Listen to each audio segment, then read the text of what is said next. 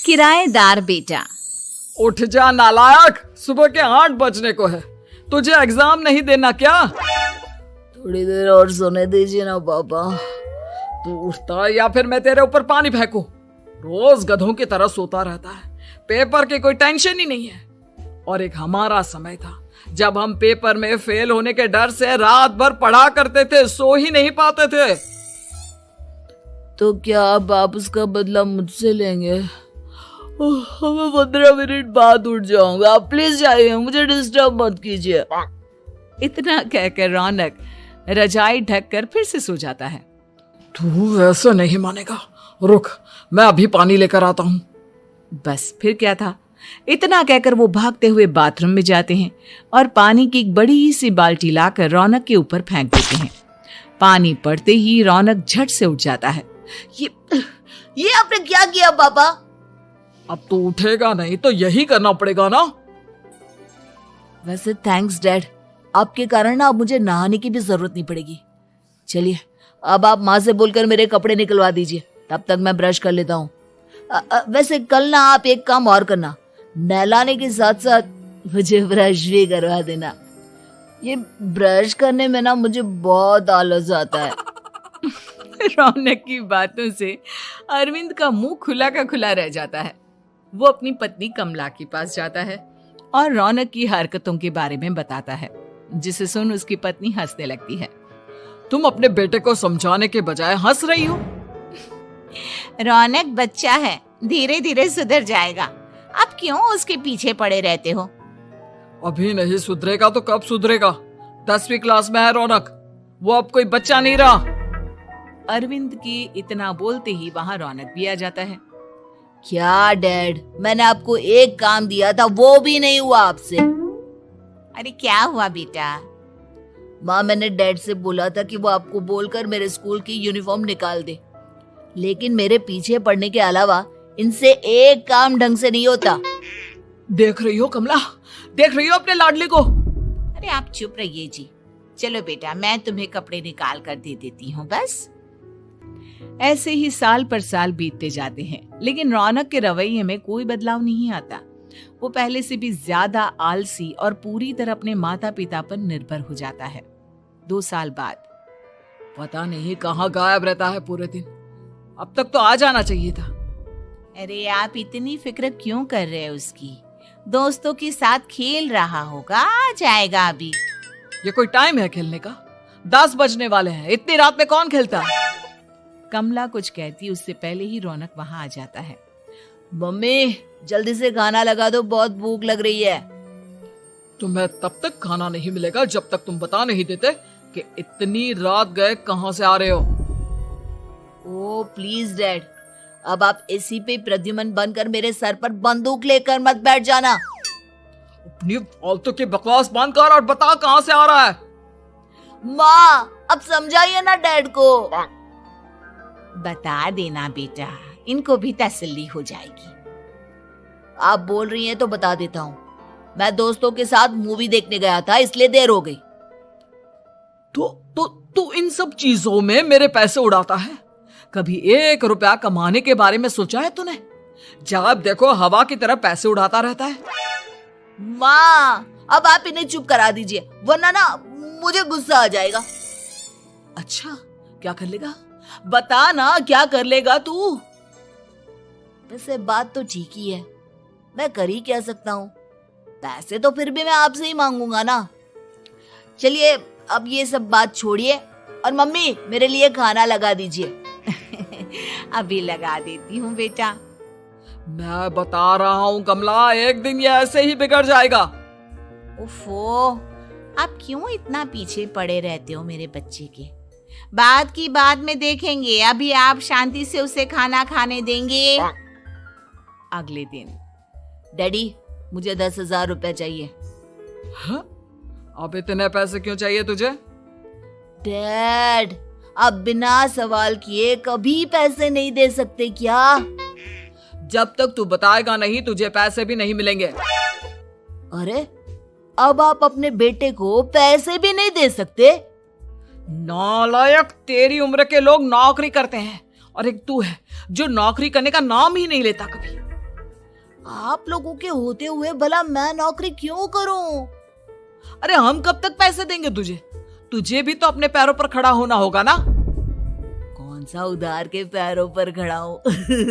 अपने ही तो पैरों पर खड़ा हूं मैं। इसी तरह रौनक दिन प्रतिदिन लापरवाह होता जाता है। उसकी लापरवाही को देखते हुए अरविंद और कमला अपने बेटे की शादी कराने का फैसला लेते हैं और 1 महीने के अंदर अंदर ही रौनक की शादी मेघा नाम की लड़की से करा देते हैं। शादी के कुछ दिन बाद, रौनक, मुझे एक अच्छी सी साड़ी चाहिए, आप ला दोगी ना? हाँ, क्यों नहीं। कितने तक की आती है साड़ी? यही करीब 5,000 तक की। तुम चिंता मत करो, मैं आज ही डैडी से पैसे मांगकर तुम्हारे लिए साड़ी ले आऊंगा। आप कब तक ऐसे ही अपने पापा से पैसे मांगते रहेंगी? कोई अच्छी सी नौकरी क्यों नहीं कर लेते आप? अरे डैड के होते हुए मुझे नौकरी करने की जरूरत ही क्या है? पर आप ऐसे कब तक उनसे पैसे मांगते रहेंगे? कुछ आपको अपने दम पर भी तो करना होगा ना। अब तुम भी बाकी लोगों की तरह मुझे ज्ञान देना शुरू मत कर देना। साड़ी चाहिए ना तुम्हें, मिल जाएगी बस। इतना कहकर रौनक अपने पिता से पैसे मांगने चला जाता है। डैडी, मुझे 5,000 रुपया चाहिए। अब 5,000 क्यों चाहिए तुझे? वो मेघा को साड़ी चाहिए थी। अरविंद आगे बिना कुछ कहे चुपचाप उसे पैसे निकाल कर दे देता है। कुछ दिन बाद, तुम्हें नहीं लगता कमला, रौनक हम पर पहले से भी ज्यादा डिपेंड हो गया है? मुझे तो अब उसके भविष्य की चिंता होने लगी है। कल को हमें कुछ हो गया तो वो क्या करेगा? काश तुमने पहले ये सोच लिया होता तो आज हमारा बेटा इतना लापरवाह नहीं होता।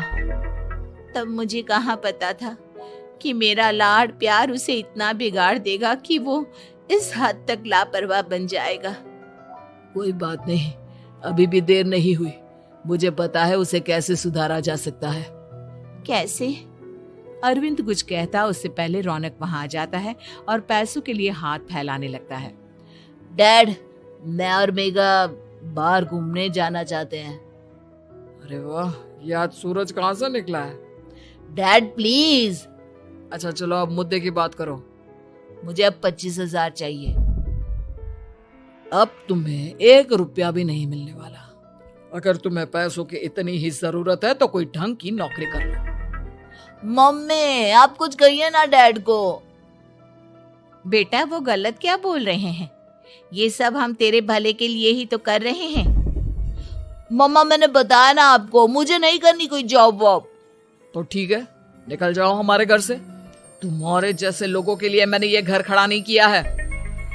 जितना ये घर आपका है ना, उतना ही मेरा भी है। मैं कहीं नहीं जाने वाला। जाना तो पड़ेगा ही तुझे, क्योंकि अब मैं तेरा कोई भी खर्चा नहीं उठाने वाला। ठीक है, मत उठाइए मेरा खर्चा, मैं अपने दम पर भी जी सकता हूँ। तो बेशर्मों की तरह अब तक यहाँ क्यों खड़ा है? अपना सामान ले और निकल जाए यहाँ से। रौनक पैर पटकते हुए वहां से चला जाता है। घर से निकालना जरूरी है क्या उसे?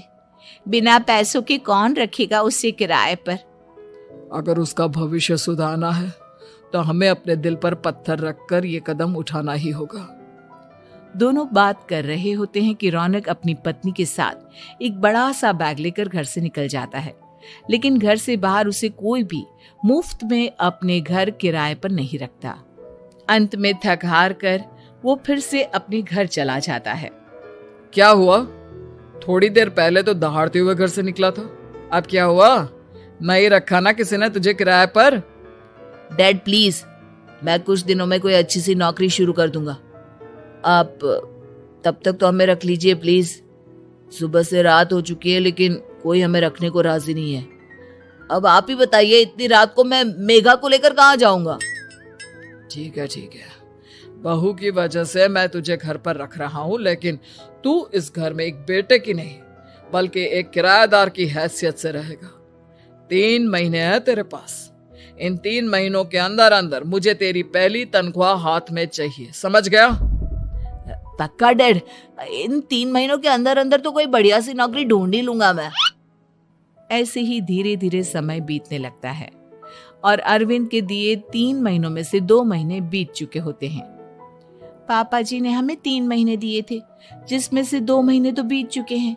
अब ये आखिरी महीना बचा है। अरे तुम चिंता मत करो, आज मेरा ना 2 जगह इंटरव्यू है, दोनों में से कहीं ना कहीं तो जॉब लगी जाएगी।